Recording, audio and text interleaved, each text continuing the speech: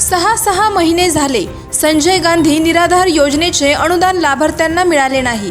अरे पैसे गेले कुठे? अंध, अपंग, विधवा, निराधार महिला, विविध आजार असलेले लोक, घटस्फोट व परित्यक्त महिला, लहान मुले असलेली विधवा, निराधार महिला यांना सामाजिक न्याय विभागाच्या वतीने दरमहा 1500 रुपये अनुदान मिळते।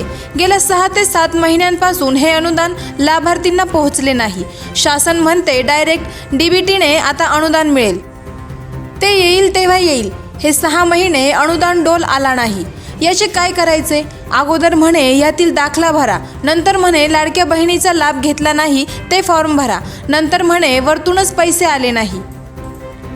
हयतीच्या दाखल्याने तर कहरच केला आहे। किती वेळेस हा हयतीचा दाखला द्यायचा तेच समजेना।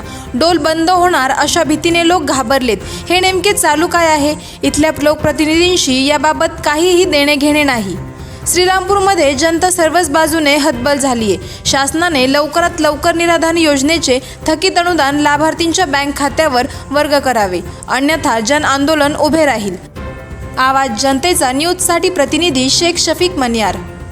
करायचा आहे लाईव्ह कार्यक्रम किंवा आहे कसले आंदोलन, जनसामान्यपर्यंत पोहोचेल आपला हक्काचा आवाज, आवाज जनतेचा। बातमी व जाहिरातीसाठी संपर्क करा स्क्रीनवर दिलेल्या नंबरवर।